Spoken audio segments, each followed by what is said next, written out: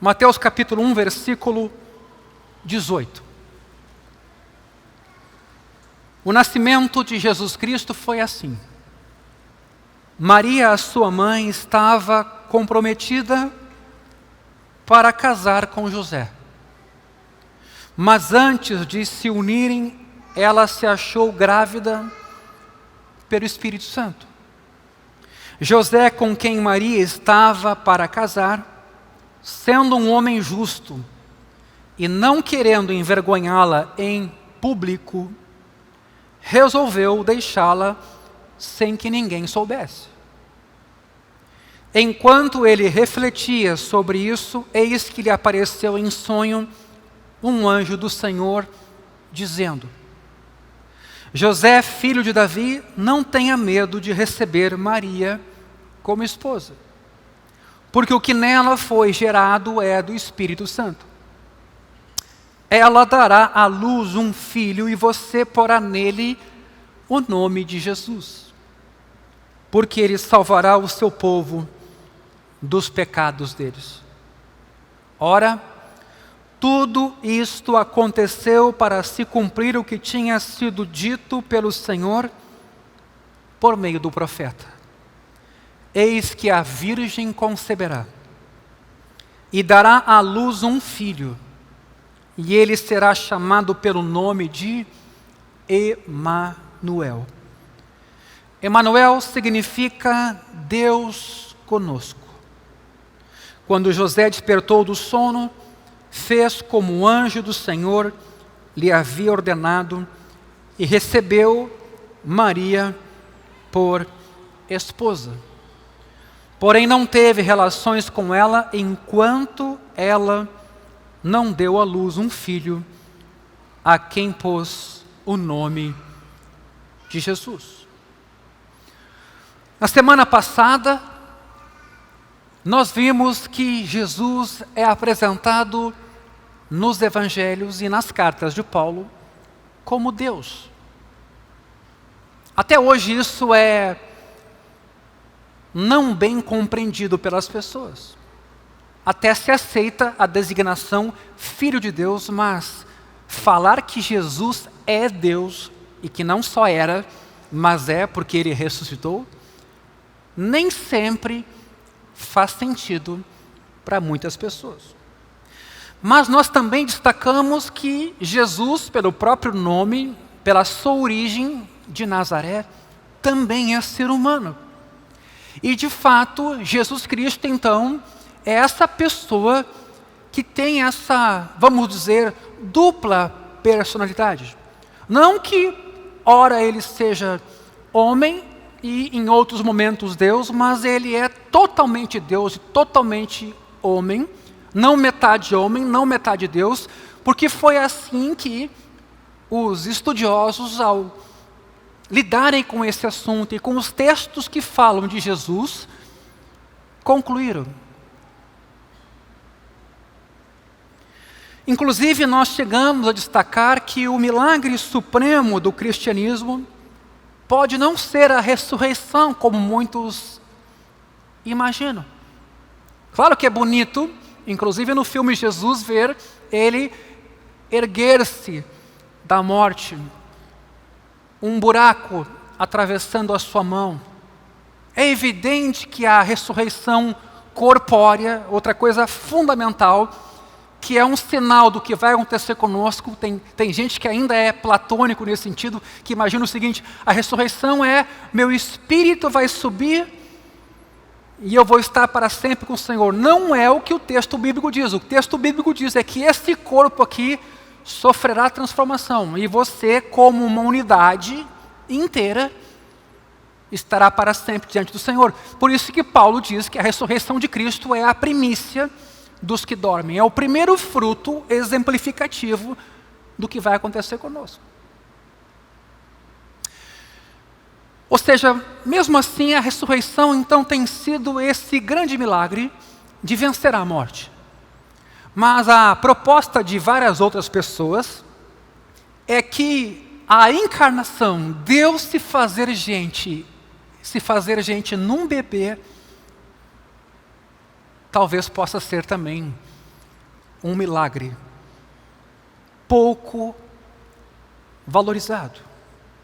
O Criador do universo, todo-poderoso, que existe desde sempre, assume uma natureza humana sem deixar sua divindade. Jesus caminhou por sobre as águas. O Todo-Poderoso, então, surge na terra como um bebê indefeso, vulnerável. Ele teve que fugir de Belém por causa de Herodes para não ser morto. Ele foi para o Egito. Como bebê incapaz, ele permanecia deitado. Você começa a imaginar coisas desse tipo, olhando para o teto, fazendo barulhos, precisando ser alimentado, tendo de ser trocado, ensinado a falar como qualquer outra criança. Teve que aprender a carpintaria. Embora a carpintaria naquela época não era só lidar com madeira, era lidar com ferro também.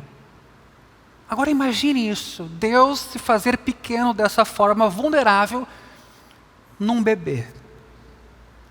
Por outro lado, a afirmação de que Jesus é Deus nos dá uma grande esperança, queridos. Nós não estamos aqui cultuando um líder importante, uma ideologia. Nós estamos aqui nessa manhã porque o Filho de Deus vive em nós pela fé. Um Deus que fosse apenas santo não viria até nós por meio de Jesus. Mandaria a gente se corrigir, se reformar moralmente, se santificar. Mas um Deus que fosse apenas amoroso também não viria a esse mundo porque Ele nos aceitaria como a gente é. Mas o Deus que se revelou em Cristo era tanto santo quanto amoroso e lidou com o nosso pecado, tomando ele sobre si mesmo e nos salvou nessa cruz aqui.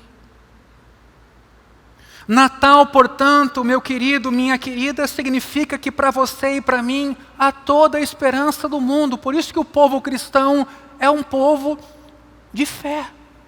Não é porque ele é melhor do que qualquer outra pessoa, mas ele crê em alguém melhor do que qualquer outra pessoa. Além disso, vimos no domingo passado que pelo fato de Deus se tornar humano e se esvaziar da sua glória, o povo de Deus no mundo hoje é convocado a não só andar com pessoas com poder, com esplendor, bem relacionadas, com dinheiro, com posses, que abram portas em nosso favor. Não, somos chamados a ter uma disposição de andar com os famintos, com os carentes, com os vulneráveis, com os solitários. Aqueles que não têm poder, não têm beleza, não têm dinheiro. Escute, é o Espírito Natal. É por isso que muitas igrejas se envolvem em obras sociais no final do ano, porque a dimensão humana de Jesus, Ele se ter feito um de nós, nos constrange de modo a sermos humanos, no sentido de Jesus como real humano, com o nosso próximo. É um perigo que no período do Natal nós nos encapsulemos em nossas famílias, comendo bem, desfrutando de grandes celebrações e muita gente sem poder desfrutar dessa paz. Esse é o espírito do Natal, queridos. Deus se tornou um de nós.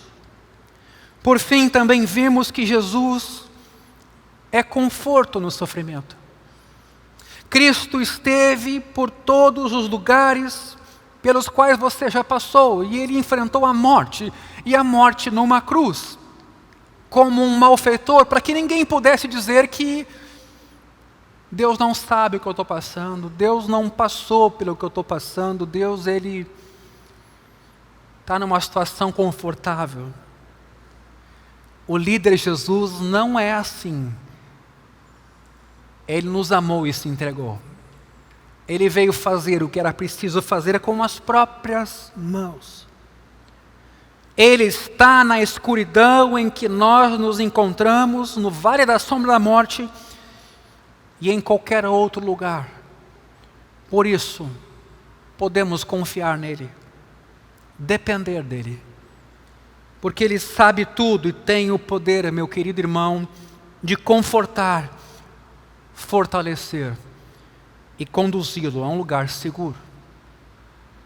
Mas eu queria nesta manhã me deter no tema do Natal numa perspectiva de relacionamento.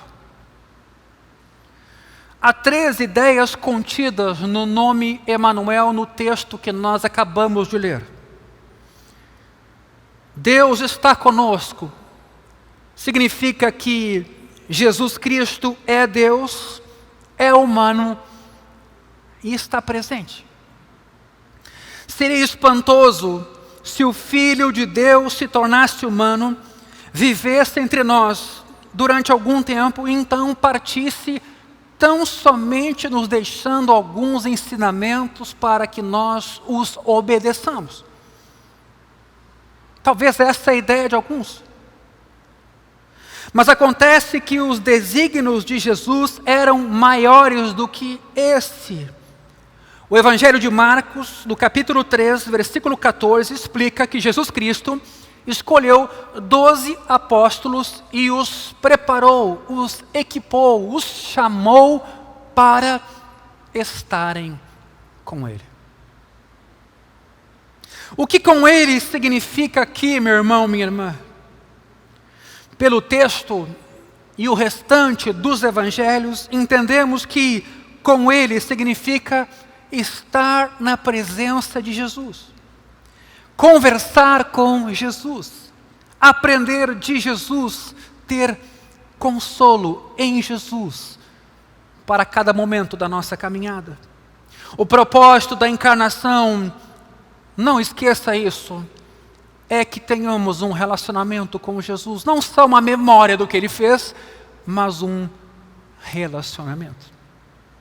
Em Jesus, o Deus inefável e inacessível se torna um ser humano que se pode conhecer e amar. Pense isso. O Deus que era invisível se torna gente, se torna corpo, para que com Ele possamos nos relacionar. Aqui que eu chamo a atenção do filme The Chosen. Dá para ver os olhos, dá para ver o semblante, dá para ver os gestos, o abraço, a maneira amorosa como se expressa.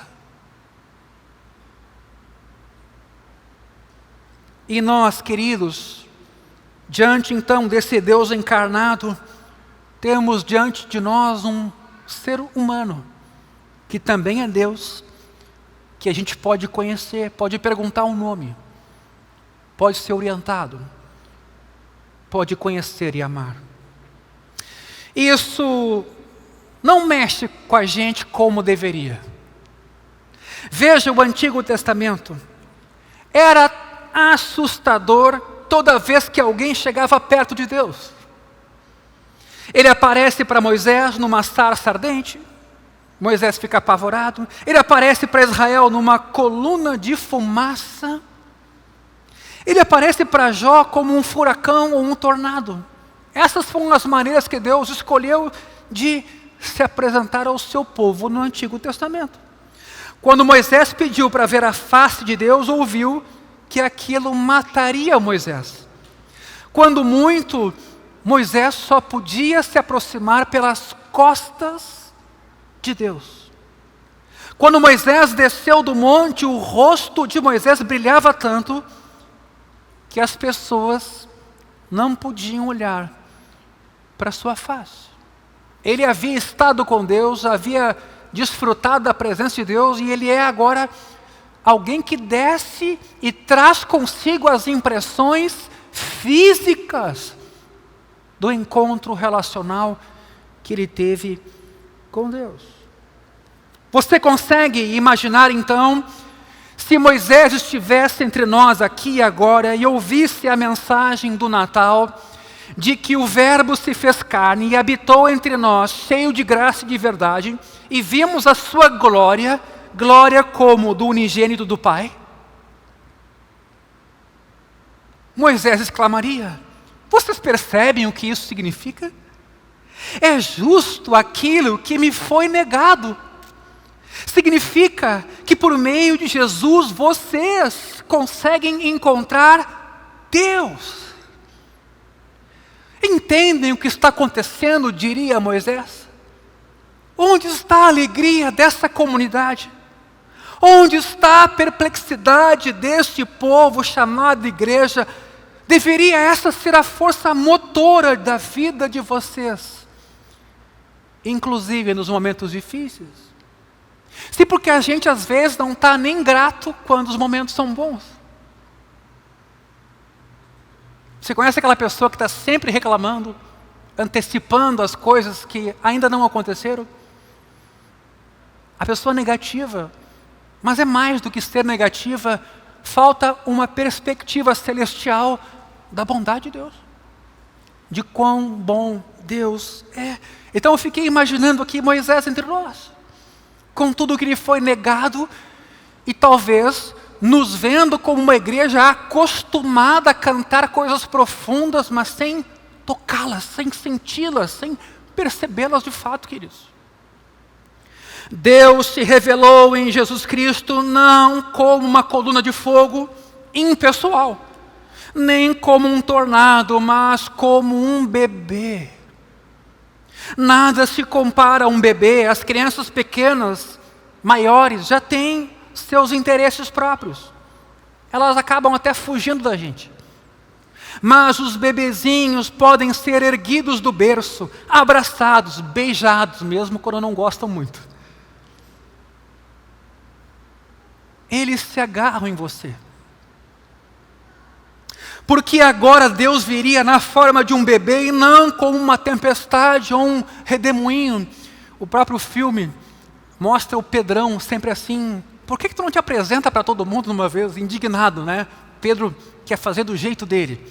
É muito legal quando, agora estou dando um spoiler aqui, mas quando Jesus cura o coxo, o paralítico na verdade, na sua casa, e começa a ter muita gente ali, que não permite mais que entrem e saiam, o Pedrão já toma a iniciativa de guarda-costas, né? Olhando as saídas para ver se terá alternativa, e chega um discípulo para ele e lembra ele: ô Pedro, tu era um pescador, agora tu está sendo chamado a ser um pescador de homens. Segura, Pedro, se Jesus precisasse de ti, tu seria incapaz, inclusive, de fazer o que ele tem que fazer.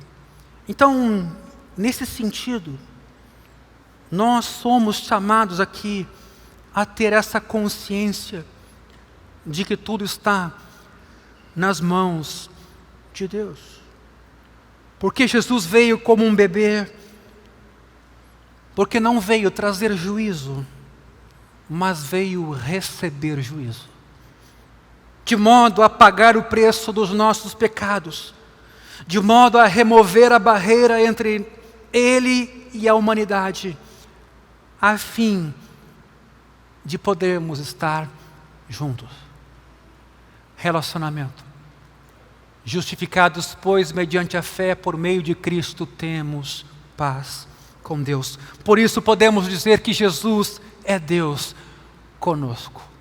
Não é Deus no céu, não é Deus no próximo, é Cristo em nós.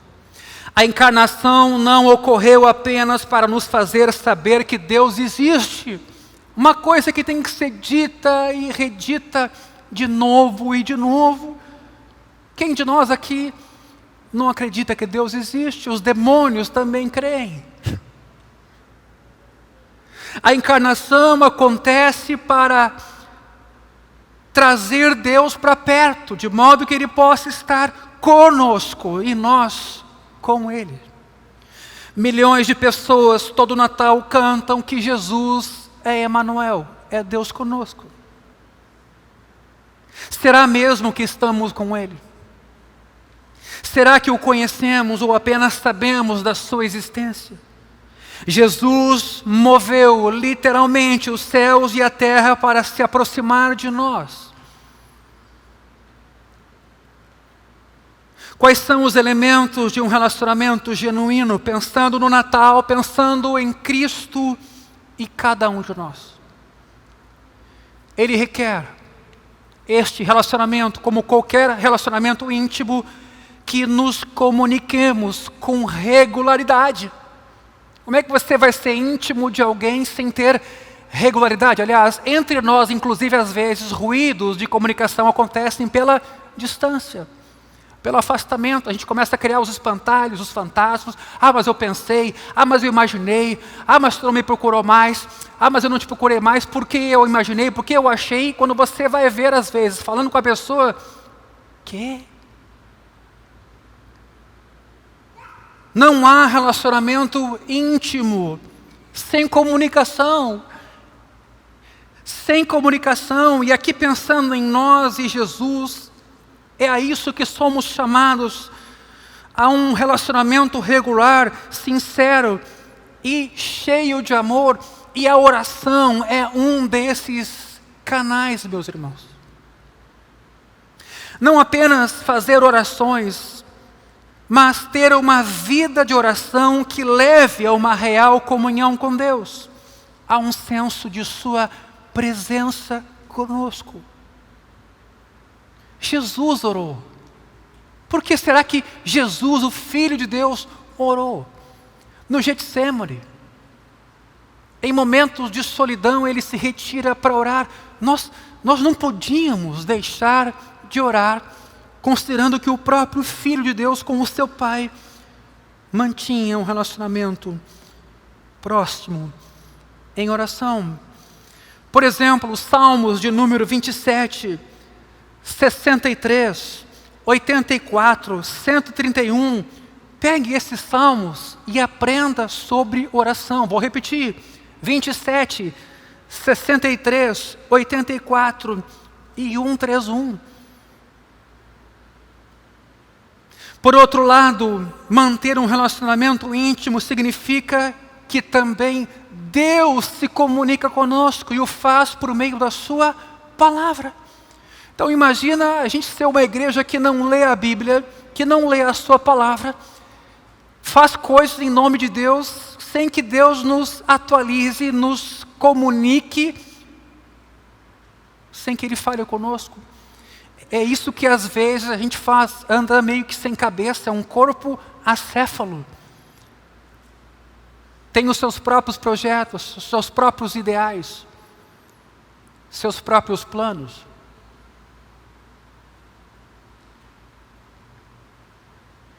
Vou fazer um comentário aqui que talvez não teria a ver com este assunto, mas que reflete muito do que eu penso.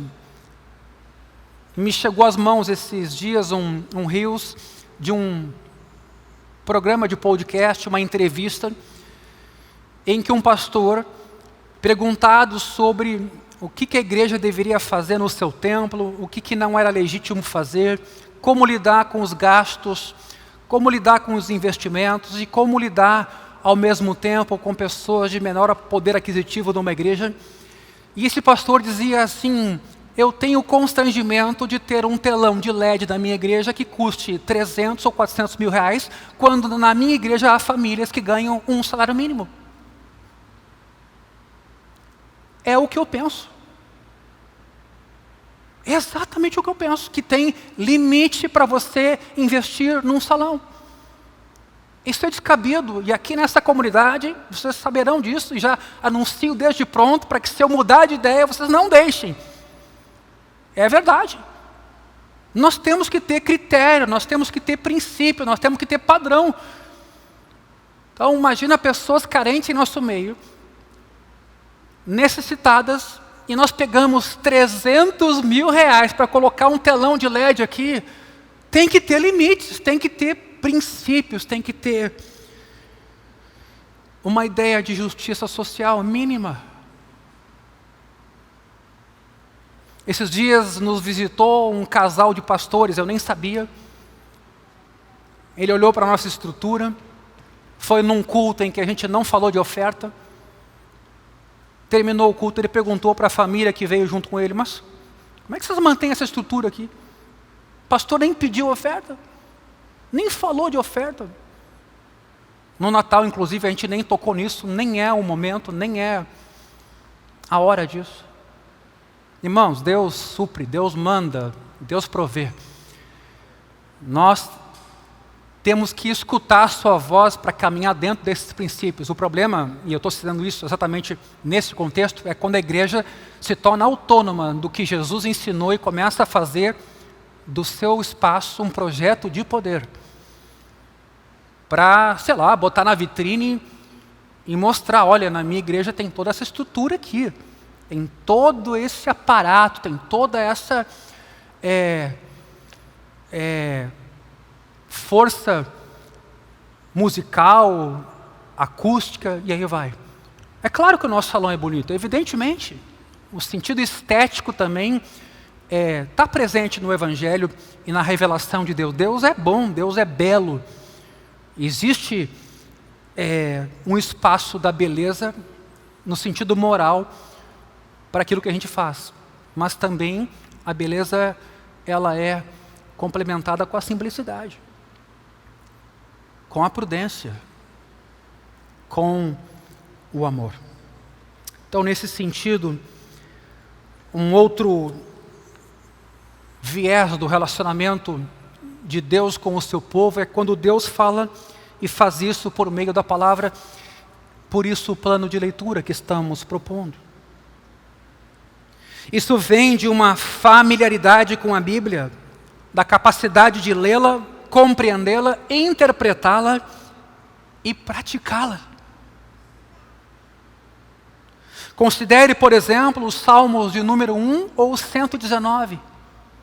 Estou dando só 2 exemplos, para ver como fazer a Bíblia se tornar força vital em sua caminhada. Então, se você não está animado para esse plano, leia somente o Salmo 119 antes do início do ano que vem e olhe ali a quantidade de vezes que o salmista dá ênfase ao lugar e ao poder da palavra na sua vida.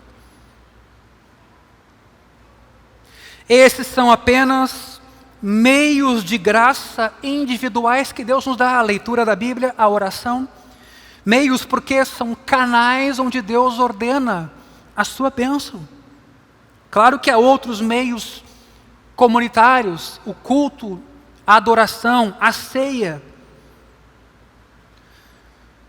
Na passagem de Mateus que acabamos de ler, há mais uma característica, meus irmãos, necessária a um relacionamento pessoal com Jesus.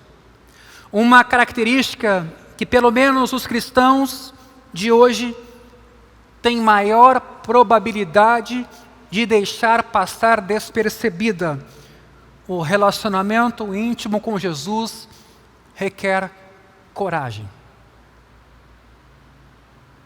Isso tem um pouco a ver com a atitude de muitos de vocês de convidar amigos, colegas, vizinhos. Considere o que o anúncio do anjo significou para José e Maria. Pense agora. Maria está grávida, José sabe que não é o pai.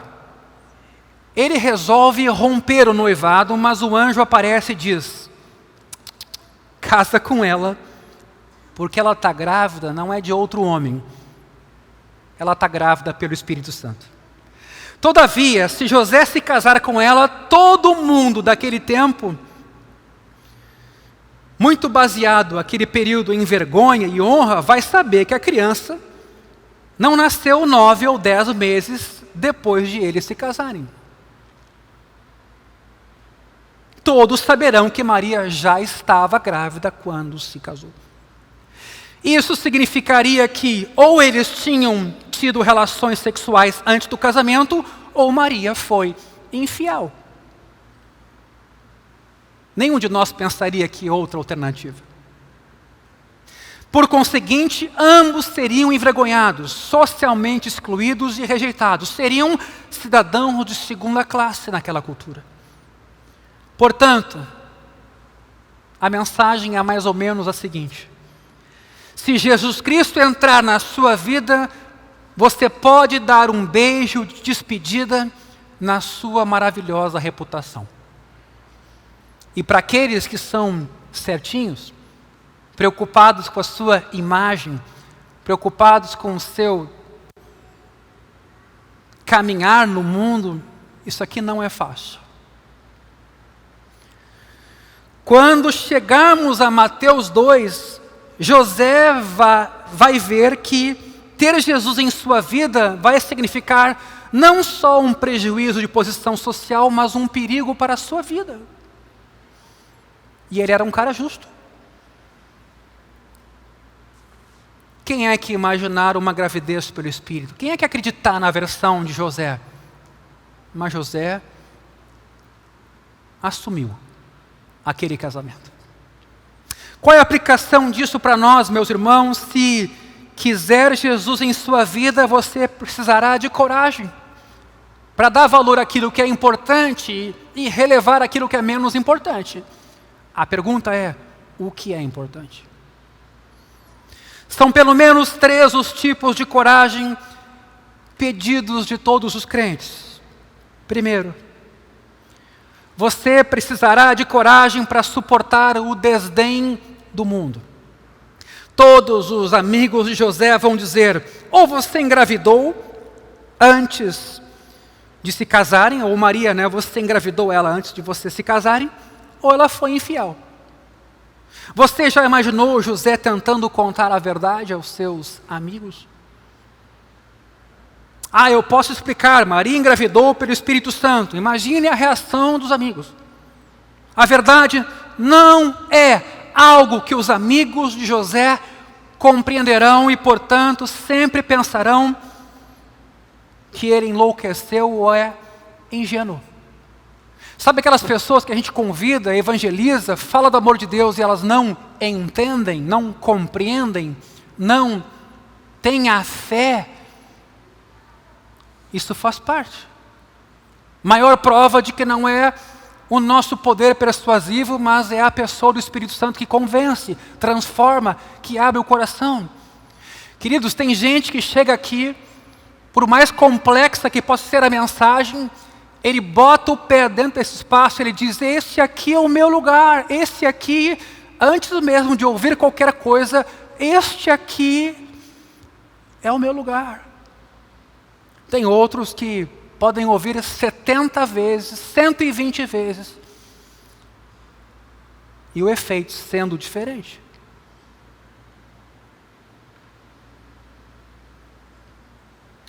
Praticamente todos os cristãos experimentarão o mesmo em alguns dos seus relacionamentos, assim como José.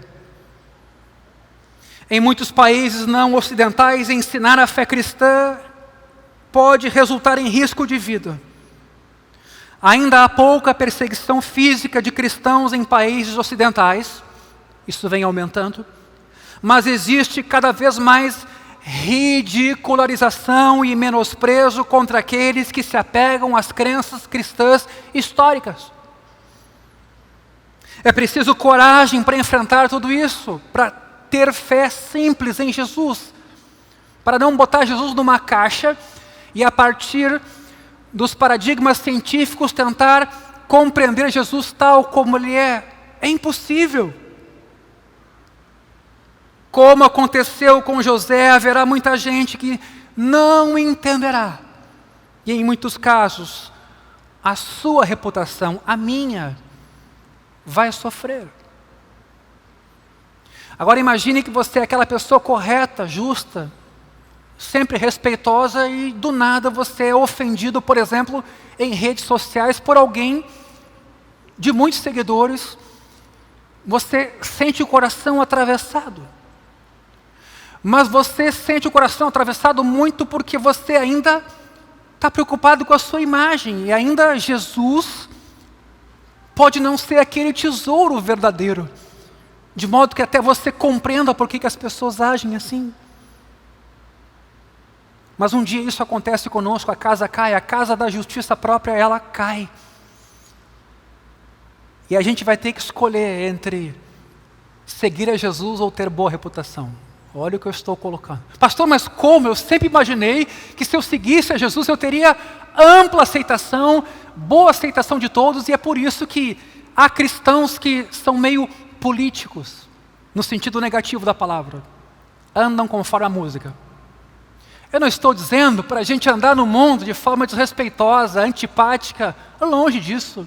Nós devemos exalar o bom perfume de Cristo, mas às vezes você tem que escolher entre rejeitar propostas sedutoras que nos chegam porque você crê em Jesus, você tem que saber dizer não, mesmo que a sua imagem se desgaste. E eu sei o que eu estou falando. Isso não é fácil. Isso não é fácil. Você que tem valores morais como coisa importante, de berço, que procura andar de forma reta, dentro do que você alcança, de repente você ser chamado ou acusado de coisas por causa de Jesus, de forma injusta, que você não esperava ouvir, alguns afundaram nessa hora, para redescobrirem que a sua fé estava neles mesmos. Mas o anjo também anuncia para José como ele deve chamar o menino. O pai não pode fazer isso aí. Naquela cultura patriarcal, era direito absoluto do pai dar nome a um filho. Ele era detentor de plenos direitos sobre os filhos e nomeá-los era um sinal de controle sobre a família. O anjo, contudo, tira de José esse direito, recusando-se a deixá-lo dar o nome para Jesus. O anjo está mais ou menos dizendo assim: se Jesus faz parte da sua vida, você não manda nele. Essa criança que vai nascer é que manda em você. Você já parou para pensar sobre isso? Quem manda em você? As pessoas falam o tempo todo: quero ser cristão. Mas se isso implicar na obrigação de fazer isto ou aquilo, aí é um pouco diferente. É um pouco essa ideia de amor que nos é empurrada goela abaixo, né? Tipo assim, mas vocês não são o povo do amor, e aí vem as consequências lógicas para quem nos quer imputar uma ideia de amor bastante específica. Sabe o que nós fazemos quando dizemos querer Jesus, mas não queremos o seu governo? Nós estamos tentando dar um nome a Jesus. Estamos tentando dar uma missão a Ele. Estamos tentando encaixá-lo em nossa vida. Recusando-se a deixá-lo dar nome para Jesus, o anjo diz: Jesus é quem manda em você. É como se as pessoas dissessem: quero Jesus, mas segundo as minhas condições. No entanto, o anjo afirma que se ele entra em sua vida, você não o controla, mas ele controla você. Ao se entregar a Cristo, meu irmão, minha irmã, é preciso abandonar nossas condições. Eu falo muito isso sobre escolha de igreja, que virou um self-service, né? Virou um fast food. A pessoa entra, analisa tudo, me serve, não me serve. É o fim da picada. Mas nós viramos nisso hoje. O que isso significa? É preciso abrir mão do direito de pensar, por exemplo, eu obedecerei a Jesus se, ou eu farei isto tão somente se. Ora, declarar eu lhe obedecerei se é não ser obediente como um filho de Deus. Você está dizendo: o meu Senhor é apenas um conselheiro, não Senhor.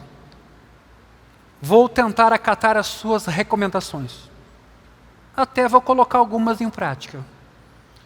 Se você deseja ter Jesus em você, meu irmão, minha irmã, precisa abrir mão do direito à livre escolha.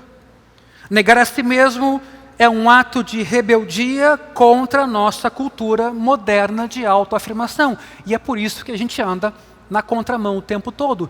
E se não ler a Escritura, não terá a mente transformada e na prática vai agir conforme essa cultura, e essa é a nossa realidade hoje. Me desculpem a sinceridade, mas é a pura verdade. Você não lê a Bíblia, mal vem aos cultos e quer me dizer que vai vencer a cultura, o espírito dessa era? Você é ingênuo. Você já foi doutrinado, já foi manipulado. Teu agir litúrgico em casa, com o trabalho, com o dinheiro, com as pessoas, já é resultado de uma fé encarnada. A fim de se tornar cristão, é preciso ter coragem de fazer algo que a nossa cultura considera uma maluquice. Terá de se comprometer a negar a si mesmo. Lucas 9, 23, um texto que a gente tem citado aqui com relativa frequência. Se alguém quiser vir após mim, negue a si mesmo. Isso aqui é uma das frases mais revolucionárias para a proposta de vida humana hoje. É 180 graus. Se você quer seguir a Jesus, você tem que se deixar a si mesmo em segundo plano. Repetidas vezes nos dizem em nossa sociedade que uma lei sagrada é: seja fiel ao seu próprio eu, à sua consciência. Que devemos sempre trabalhar para realizar nossos sonhos, satisfazer nossos desejos mais profundos. A igreja reverbera essa teologia muitas vezes. Existem enormes problemas com essa filosofia de vida. Para começar, nossos sentimentos mudam o tempo todo. E costumam entrar em conflito dependendo da fase da vida. De qualquer forma, essa é a visão que predomina, por isso o chamado dos cristãos impressiona, é revolucionário, e aí a pergunta que fica é: por que não tem sido na prática? Fomos domesticados? As pessoas da época moderna precisam de coragem para abrir mão do direito à livre escolha. Mas a exigência é esta: se quiser Jesus no centro da sua vida, as condições são entregar tudo, deixar você de lado. Sei que o assunto assusta, mas também representa uma aventura, meus irmãos. A caminhada da fé. A aventura do senhorio de Cristo, confiando nele a cada dia. Como a maioria dos adultos jovens, lutamos para nos conhecermos, para descobrir quem somos. A verdade, porém, é que necessitamos que Jesus nos dê um nome, uma identidade. Eu sou quem Deus diz que eu sou. Talvez essa é uma das coisas mais revolucionárias num tempo de lacração, de defraudação da imagem dos outros, da identidade dos outros, de uma ideia massificada, um rolo compressor passando por cima de todo mundo e tentando ditar quem a gente tem que ser. Mas a Bíblia diz quem Deus afirma que eu sou. Foi Deus quem nos fez. Ele sabe quem somos, para o que fomos feitos e o que combina melhor com cada um de nós. Significa que não temos como saber quem somos até que Cristo entra em nossa vida e, obedecendo a Ele, descobramos nossa verdadeira identidade. Por isso que quando os discípulos são chamados de pescadores de peixes, eles agora são realmente chamados a pescar homens. Portanto, tenha coragem de deixar o controle da sua própria vida, de se entregar a Jesus por inteiro e começar uma vida de aventura. Por fim, E isso aqui é fundamental. Coragem para um cristão é saber que não podemos conhecer Jesus pessoalmente, a menos que admitamos que somos pecadores. A missão de Jesus se resume a: Ele salvará o povo dos seus pecados. Mateus 1:21. Esse é o nome dele. Você protesta: espere um pouco, pensei que ele tivesse vindo para nos dar poder e nos amar. Sim, mas primeiro ele veio nos perdoar, nos salvar, nos tirar de nós mesmos, da garra do pecado. E as demais coisas são consequência. Você está disposto a dizer: sou um fracasso moral? Não amo a Deus de todo o meu coração, alma, força e entendimento? Não amo o meu próximo como a mim mesmo? Sou o culpado, preciso de perdão e absolvição antes de qualquer outra coisa? Você tem essa consciência? Porque é preciso muita coragem para admitir isso de verdade.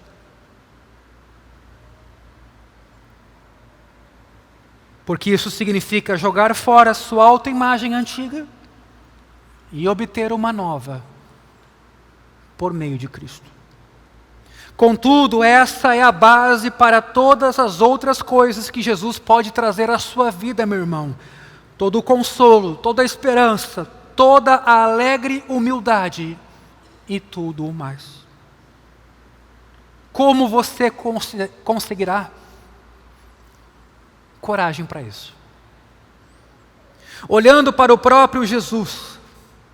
Pois se você pensa ser necessário ter coragem para estar com Ele, considere que foi preciso muito mais coragem dele para estar conosco, quando Ele abre mão da sua glória. Você imagina Deus sendo cuspido numa cruz? Só o cristianismo diz que um dos atributos de Deus é coragem. Nenhuma outra religião tem um Deus que precisou coragem. Como Packer salienta, Jesus só podia nos salvar enfrentando uma morte tão angustiante que o fez suar. Tamanha luta no jardim do Getsemane. Ele se tornou mortal, vulnerável, a fim de poder sofrer. Lembra dele sendo tentado em Mateus capítulo 4, no deserto? Quando quiseram que ele transformasse pedras em pães? Jesus precisou de coragem para ser traído por um discípulo. Ele precisou de coragem para ser morto. Enfrentou tudo isso por mim, por você, e para ele valeu a pena. Olhe para ele enfrentando a escuridão por você, e isso o capacitará a enfrentar qualquer outra escuridão. Meus irmãos, Jesus de forma voluntária abriu mão da sua vontade. E de bom coração, e para a glória do seu nome, se entregou por mim e por você. Ninguém o forçou.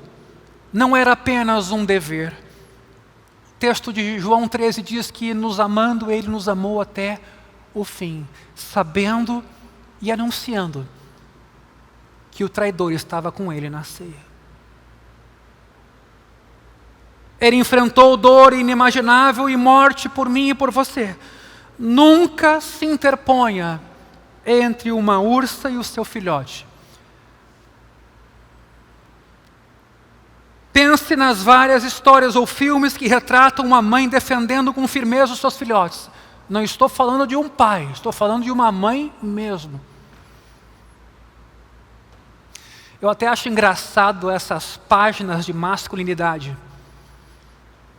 que dizem ser bíblica.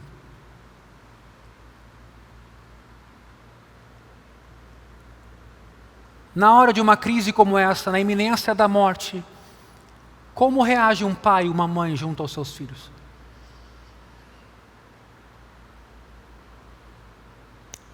A Escritura, por exemplo, vai usar a mãe como aquela que é paradigma de não esquecer do seu filho. Ainda assim, Deus é muito mais mãe.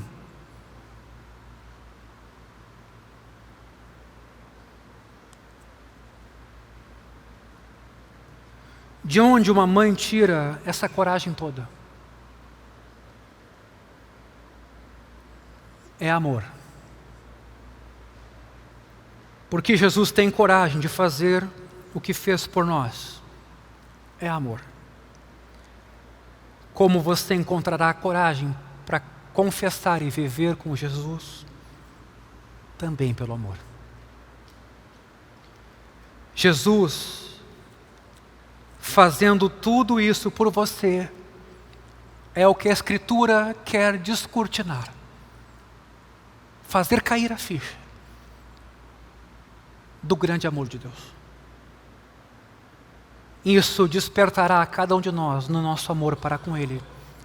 Amamos a Deus porque Ele nos amou primeiro. E assim, querido, querida, você terá coragem de colocar Deus no centro da sua vida, custe o que custar, aconteça o que acontecer. Dessa forma, Jesus estará com você. E você estará com Jesus. Baixa a tua cabeça. Senhor, nesta manhã, bendito seja o teu nome. Salvador dos nossos pecados. Salvador da nossa alma. Salvador do nosso corpo. Salvador de cada um de nós. Quem somos nós? Para que o Senhor se tenha lembrado de nós. Que fidelidade ou amor te manifestamos para que o Senhor tenha correspondido. O que de bom fizemos a não ser pecar que tenha constrangido o Senhor a se fazer gente, beber, ser colocado numa manjedoura e morrer numa cruz despido, em vergonha e dor, abandonado pelo Pai, por pecados que não eram seus, mas que são meus.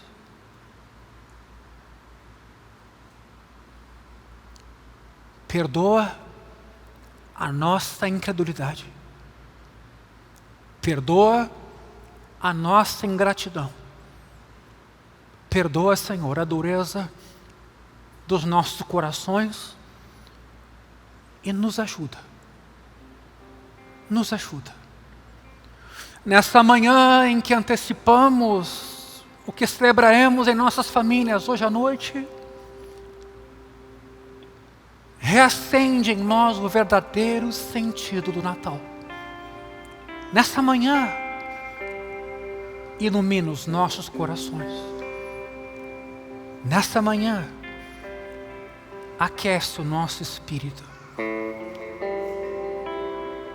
Pela obra maravilhosa que o Senhor fez em cada um de nós. Onde estaríamos? Onde nos encontraríamos nesse momento? Se o Senhor não tivesse cruzado o universo, atravessado dimensões da criação, que nenhuma máquina humana pode atravessar. O Senhor se fez gente. O Senhor morreu por nós. E foi vestido com uma coroa de espinhos. Eu estava lá. E os meus pecados. Gritando, crucificam, crucificam. O que podemos dizer nessa manhã? Como podemos agradecer o que o Senhor fez por nós? Nesta manhã, Jesus, eu te peço, vem fazer mais morada no trono dos nossos corações. Vem te assentar em nossas decisões, em nossos planos. Vem tomar o lugar de honra na nossa casa, na nossa empresa, no nosso casamento, com os nossos filhos. Tu és bem-vindo aqui. Tu és bem-vindo aqui. Se no passado o homem amou mais a glória desse mundo do que a tua igreja, nesta manhã quer te louvar. Tua igreja quer te agradecer. Tua igreja quer aprender a amar, assim como o Senhor nos amou.